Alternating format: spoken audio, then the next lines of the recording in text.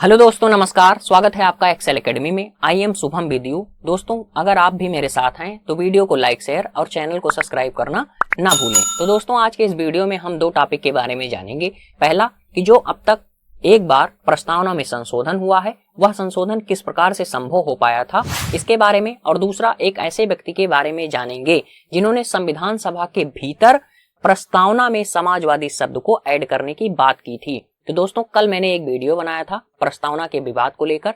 तो मेरे कुछ दोस्तों ने ये प्रश्न पूछा कि संविधान की जो प्रस्तावना है उसमें एक बार ही संशोधन किया गया है, बट वो संशोधन किस प्रकार से संभव हो पाया था।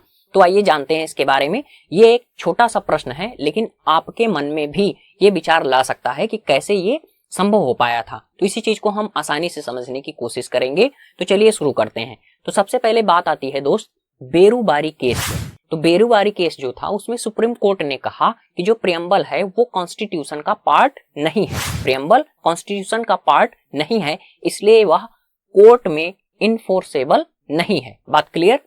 और यहां पर क्या कह दिया कि पार्ट नहीं है। गौर कीजिएगा। और ये कहानी कब की थी? 1960 की। अब इसके बाद दूसरा जो सबसे महत्वपूर्ण केस आता है केशवानंद भारती मामला।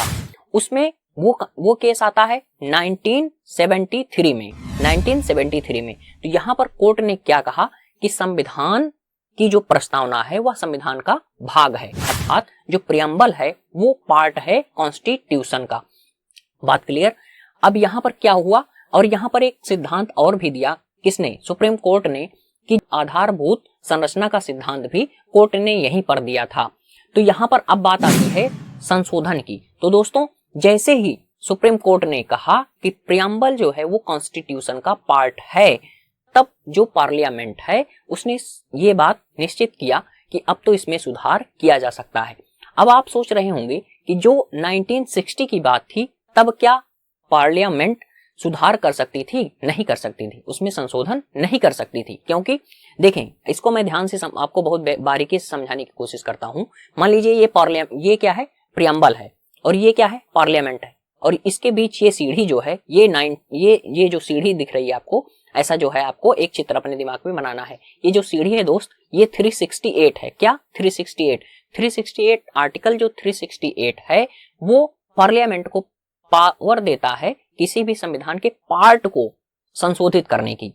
तो जब 1960 में कहा गया, 1960 में क्या कहा गया कि जो प्रियम्बल है वो कॉन्स्टिट्यूशन का पार्ट नहीं है, अर्थात ये सीढ़ी जो है वो गायब कर दी गई। अब जो ये पार्लियामेंट है दोस्त, ये यहां तक पहुंच ही नहीं सकती, क्योंकि जब प्रियम्बल कॉन्स्टिट्यूशन का पार्ट नहीं है तब आप उसमें सुधार नहीं कर सकते। अब आगे मामला क्या हुआ? कहानी बदली और ये दौर आ जाता है 1973 का।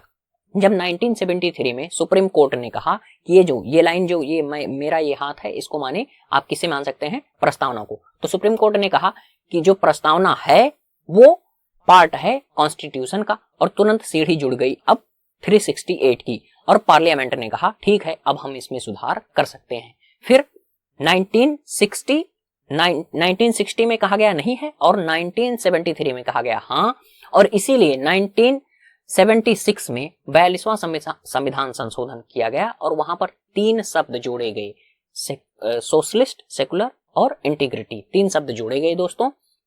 और यहां ध्यान से देखें। अब आपके मन में आ रहा होगा कि यहां जो संशोधन किया गया उसे सुप्रीम कोर्ट ने रद्द क्यों नहीं किया? तो सुप्रीम कोर्ट ने 1973 में कहा था कि आप संशोधन कर सकते हैं, लेकिन अगर वह संशोधन जो बेसिक स्ट्रक्चर है उसको अगर प्रभावित करता है तो मैं जो आप संशोधन कर रहे हैं उसे मैं खत्म कर दूंगा।